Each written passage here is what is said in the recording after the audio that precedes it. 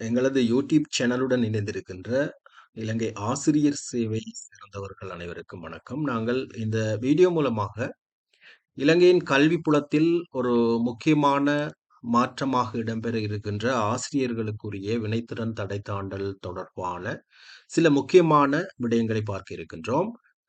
உங்களுக்கு தெரியும், இலங்கையில பல்வேறு சேவையினர் இருக்கிறார்கள் அரசு துறையில. அந்த ஒவ்வொரு சேவையினருக்கும் அவர்களுடைய சம்பள ஏற்றங்கள், பதவி உயர்வுகளுக்கு வந்து இபி வினைத்திறன் தடை தாண்டல் பரீட்சை ஒன்றுக்கோ அல்லது ஒரு கணிப்பீட்டுக்கு உட்படுத்துகின்ற சந்தர்ப்பங்கள் காணப்படுகின்றன. இதுவரை காலமும் இலங்கை ஆசிரியர் சேவையை சேர்ந்தவர்களுக்கு இந்த வினைத்திறன் தடை தாண்டல் விடயம் வந்து ஆசிரியர் மத்திய நிலையங்கள் ஊடாக ஒரு குறிப்பிட்ட மொடியூல்கள் பூரணப்படுத்தப்பட்டு இந்த செயற்பாடுகள் வந்து நிறைவுறுத்தப்பட்டன. புதிதாக நியமிக்கப்பட்ட இந்த அரசாங்கம் வந்து தன்னுடைய தேர்தல் கால வாக்குறுதிகளில் ஒன்றாக இந்த ஆசிரியர்களுக்குரிய வினைத்திறன் தடை தாண்டல் நிலைமைகளில் இருக்கின்ற குறைபாடுகளை நிவர்த்தி செய்ய போவதாக கூறியிருந்தனர். இதன் அடிப்படையில் இதற்குரிய நடவடிக்கைகள் தற்போது எடுக்கப்பட்டு வந்ததோடு இது இறுதி கட்டத்தை எட்டி இருக்கிறது. இதுல பல லட்சக்கணக்கான ஆசிரியர்கள் கடந்த கால பழைய முறையிலான மொடியூல் செயற்பாடுகள், அதனுடைய அமுல்படுத்தல்கள் காரணமாக பாதிக்கப்பட்டிருக்கின்ற ஒரு நிலைமை காணப்படுகின்றன. இறுதி தருணத்தில், அதாவது கடந்த ஆண்டு ஆரம்பத்தில் அல்லது அதற்கு முந்தைய ஆண்டு காலப்பகுதியில இந்த பகுதி அளவில் மொடியூலை முடித்து வைத்திருந்த ஆசிரியர்களுக்கு மத்திய நிலையங்கள் ஊடாக நிதி ஒதுக்கீடுகள் செய்யப்பட்டு மத்திய அரசாங்கம் பல்வேறு நடவடிக்கைகளை எடுத்திருந்தது. பல ஆசிரியர் மத்திய நிலையங்கள் மிக துரிதமாக செயற்பட்டு வினைத்திறனான முறையில் அந்த இடைநடுவே நிறுத்தப்பட்டிருந்த மொடியூல் செயற்பாடுகளை பூரணப்படுத்தி இருந்தார்கள். அதில் பல ஆசிரியர்கள் பயனடைந்திருந்தார்கள்.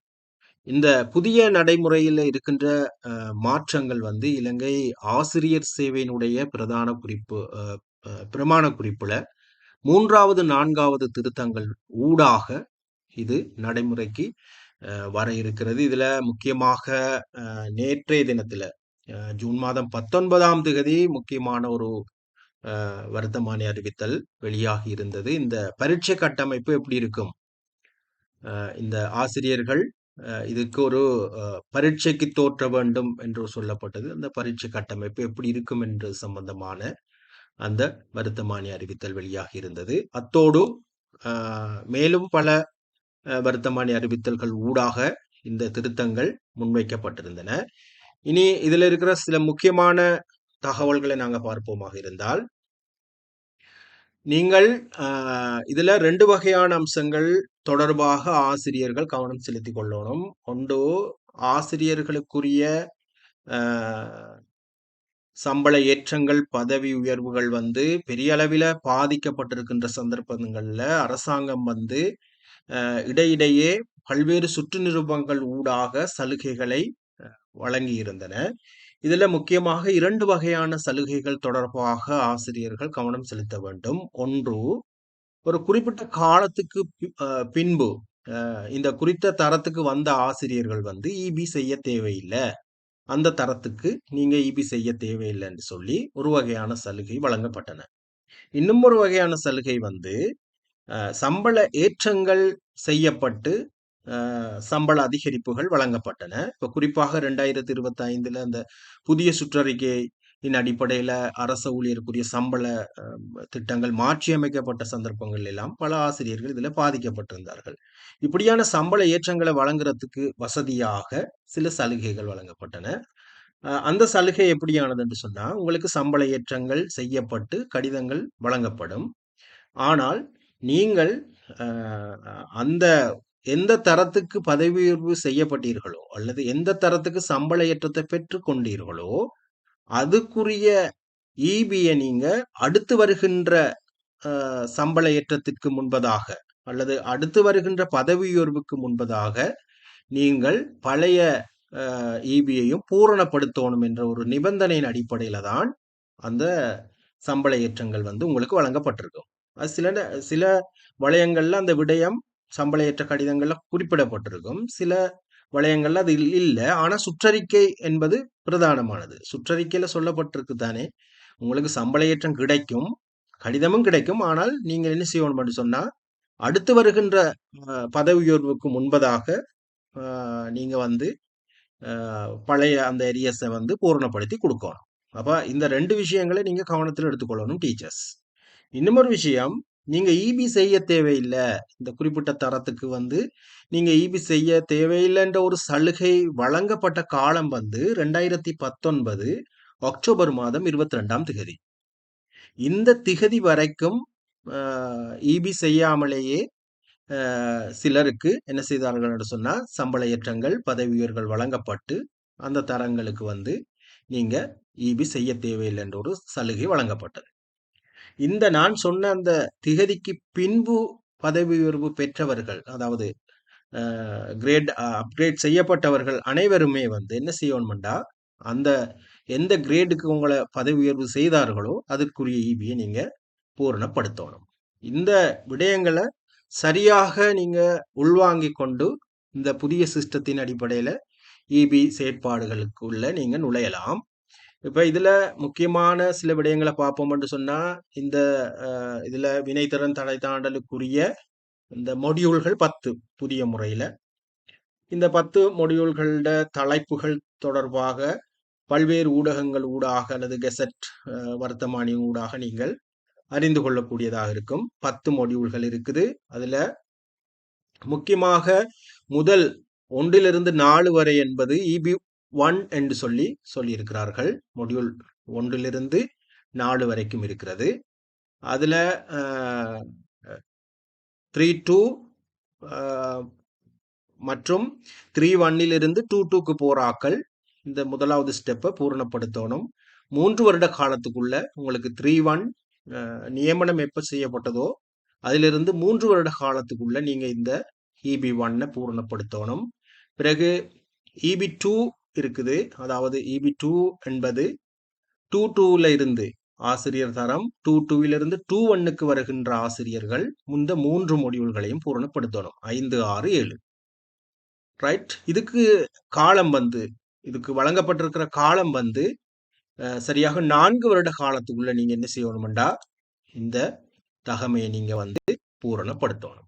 பிறகு EB 3 என்று சொல்வது 8, 9, 10 இறுதியாக இருக்கிற 3ம் 2-1லிருந்து 1க்கு செல்லுகின்ற ஆசிரியர்கள் இந்த 3வது ஸ்டெப்பை பூரணப்படுத்தணும். உங்களுக்கும் 4 வருட கால அவகாசம் அந்த கிரேடுக்கு வந்து 4 வருட காலத்துக்குள்ள நீங்க அந்த EBயை பூரணப்படுத்தணும். ரைட். அடுத்தது பாருங்க, நான் ஒப்பிட்டு சொல்லியிருக்கிற சில விஷயங்களை வந்து எப்படி என்று சொல்லி 3-1லிருந்து 2-2க்கு வரதான் இந்த நம்ம சொன்ன விஷயம் 1லிருந்து 4 வரைக்கும். பிறகு 5, 6, 7, 8, 9, 10 என்ற அடிப்படையில நீங்க அந்த EBக்களை பூரணப்படுத்தணும்.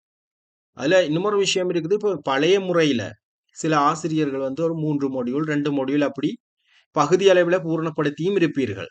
உங்களுக்கு அந்த சலுகைகளை கொண்டு அந்த பூரணப்படுத்தி இருக்கிற மொடியூல்களை கொண்டு நீங்க இந்த புதிய முறையில விலக்கு அளிப்புகள் எதையுமே பெற்றுக்கொள்ள முடியாது. அப்ப நீங்க EB செய்யாதவர்களாக கணிக்கப்பட்டு புதிய மெத்தட்ல நீங்க EBயை பூரணப்படுத்தணும். எக்ஸாம்ஸ் வந்து ஷெட்யூல் ஆகி இருக்குது. என்னன்னு சொன்னா செப்டம்பர் மாதம் EB 1க்குரிய பரீட்சை வந்து நடத்தப்பட இருக்கிறது. EB 2 அக்டோபர் மாதம், EB 3 நவம்பர் மாதம் என்ற அடிப்படையில வருடத்துக்கு 2 தடவைகள் பரீட்சைகள் நடத்தப்படும் என்று சொல்லி வர்த்தமானி அறிவித்தல்கள்ல சொல்லப்பட்டிருக்குது. வினாத்தாளினுடைய கட்டமைப்பு தொடர்பான தகவல்களும் வெளியாகி இருக்கிறது. இதுல 40 புள்ளிகளுக்கு MCQ டைப்பிலான வினாத்தாள் ஒன்று வழங்கப்படும் என்று சொல்லப்பட்டிருக்கிறது. அதுக்கு 1 மணித்தியாலம் அந்த வினாத்தாளுக்கு. பிறகு வினாத்தாள் 2 என்று சொல்லி 2 மணித்தியாலங்களை கொண்ட ஒரு வினாத்தாள் காணப்பட இருக்கிறது. இது கட்டமைக்கப்பட்ட அல்லது பகுதி அளவில் கட்டமைக்கப்பட்ட வினாக்களாக 60 புள்ளிகளுக்குரிய வினாத்தாளாக அது வடிவமைக்கப்பட இருக்கிறது. ரைட். இந்த பரீட்சை வேலை திட்டங்கள் வந்து அது தொடர்பாகவும் உங்களுக்கு விளக்கம் ஒன்று தேவை.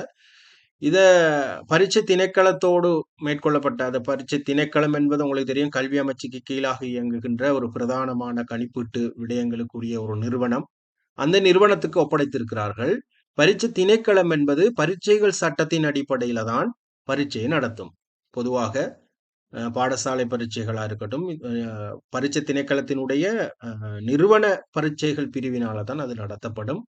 எனவே உரிய தர நியமங்கள் மற்றும் நம்பகங்கள் தகுதிகளின் அடிப்படையில தான் அந்த பரீட்சை வந்து நடத்தப்படும். டீச்சர் சென்டர்ல நடக்கிற ஒரு கணிப்பீட்டு பரீட்சை போன்றல்லாமல் மிகவும் வினைத்திறனான முறையில் பரீட்சைக்குரிய நம்பகத்தன்மையின் அடிப்படையில தான் அந்த பரீட்சைகள் நடத்தப்படும். இது அந்த காலம் நான் சொன்னது. எத்தனை காலப்பகுதியில நீங்க உங்களோட ஈபிய பூரணப்படுத்தணும் என்ற விஷயம். அடுத்தது வந்து இது சம்பந்தமாக பரீட்சைக்கு விண்ணப்பிப்பதற்குரிய காலப்பகுதிகள் தொடர்பான தகவல்களும் வெளியாகி இருந்தன. இது ஜூன் மாதம் 22ஆம் தேதி திங்கட்கிழமையிலிருந்து ஜூலை மாதம் 17ஆம் தேதி வரை பரீட்சை திணைக்களத்தினுடைய இணையதளத்தின் ஊடாக நீங்கள் நிகழ்நிலையில் விண்ணப்பங்களை சமர்ப்பிக்க வேண்டிய தேவை இருக்கிறது. அடுத்தது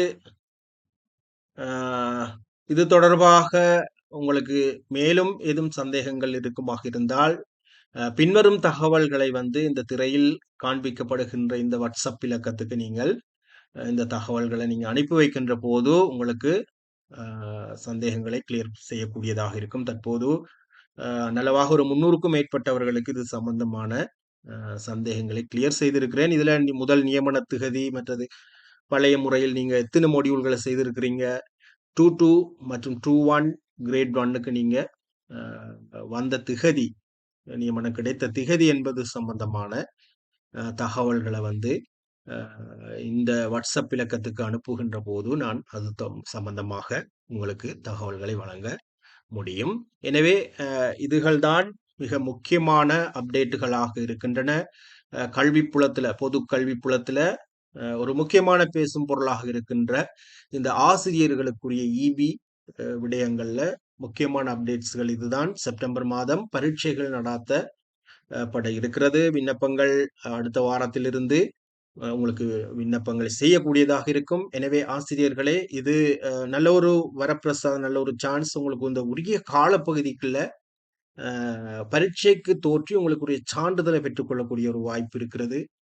இருப்பினும் அதாவது ஒரு செயற்பாட்டு ரீதியான மொடியூலை உங்களுக்கு பூரணப்படுத்தக்கூடிய வாய்ப்புகள் இல்லை. ஏன்னா சுய கற்றல் மூலமா அல்லது நீங்கள் ஏதாவது பொருத்தமான வகுப்புகளில் இணைந்து கொள்வதன் மூலமாக நீங்கள் இதனை பூரணப்படுத்திக் கொள்ளக்கூடிய வாய்ப்பு இருக்கிறது. ஸ்பெஷல் என்னன்னு சொன்னா நீங்கள் அந்த உரிய காலப்பகுதியிலேயே அதுகளை சம்பள ஏற்றத்துக்கு முன்பே ஈபியை பூரணப்படுத்தக்கூடிய ஒரு அரிய வாய்ப்பு இதன் மூலமாக உங்களுக்கு கிடைக்க இருக்கிறது.